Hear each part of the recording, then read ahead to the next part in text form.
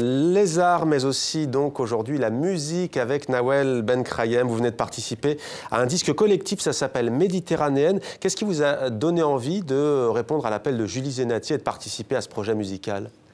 Je trouvais que c'était une idée généreuse et partageuse. Déjà, j'aime bien l'idée du collectif dans la musique, parce qu'en général, chacun, dans son parcours, explore des choses. Et là, tout d'un coup, de dialoguer avec d'autres voix, je trouvais ça beau. Et puis, la Méditerranée, c'est quand même une région dont, dans l'histoire contemporaine, on va dire, on pense plus à des drames migratoires, à des tensions géopolitiques. Et là, tout d'un coup, de la traverser en chanson, de regarder plutôt du côté du patrimoine populaire partagé, de différentes générations, puisque dans ce projet, elle avait fait une sélection de chansons un peu anciennes, comme Ya Mustapha de Bob Razem ou La Maritza de Sylvie Vartan, ou des chansons de la génération actuelle, comme Babylone ou Indy Zara ou Emel Mathlouthi.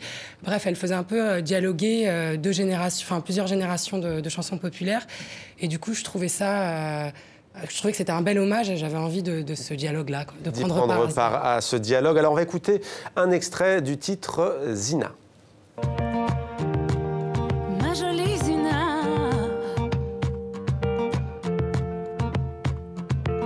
yeah, yeah, Zina, Leïla ou Marie, qu'importe l'abri, quel que soit le prix de tes pas. Hey, Zina, ici ou là-bas, la liberté c'est ton droit.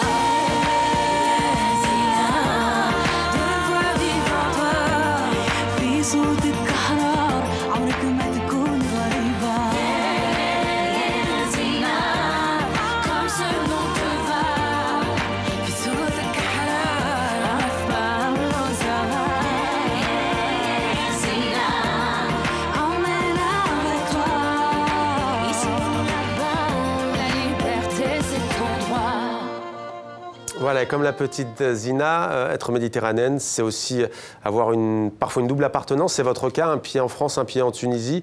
Pour vous, c'est quoi être méditerranéenne, être femme méditerranéenne ? Les femmes méditerranéennes, alors qu'est-ce qu'elles ont en commun? C'est cette mer, ce soleil, peut-être aussi le fait d'avoir été issues de cultures qui ont voyagé aussi. Donc peut-être avec un sens du partage. On dit des méditerranéennes qu'elles sont généreuses, je sais pas. Julie Zenati dit d'ailleurs que Zenati, son nom, vient d'une tribu berbère, les Zénètes. Il y a une terminaison italienne. Au fond, c'est le but aussi de cet album, c'est de montrer que dans ce monde où on est souvent tenté par les replis identitaires, ce disque nous dit qu'en fait, c'est beaucoup plus complexe et en fait que c'est aussi enrichissant d'avoir des appartenances diverses. Ah oui, en tout cas, c'est sûr que ça montre à quel point les identités ne sont pas figées. On le voit bien dans la musique. Par exemple, Ya Mustapha de Bob Razem, c'est un bon exemple, puisque c'est une chanson qui a été écrite en plusieurs langues. Et en Tunisie, je sais qu'elle est vraiment dans l'imaginaire collectif, puisque c'était même une chanson dans une publicité pour des pâtes. Bref, c'est pour dire que c'était une chanson qui a vu traverser de l'italien, de l'arabe, du français, et ça raconte bien... Ça raconte bien ça, et dans ce disque, en effet, il y a aussi ce du corse, de l'italien. Enfin, c'est pas seulement ici et là-bas, France, Maghreb, c'est vraiment tout le bassin. Avec le pourtour méditerranéen.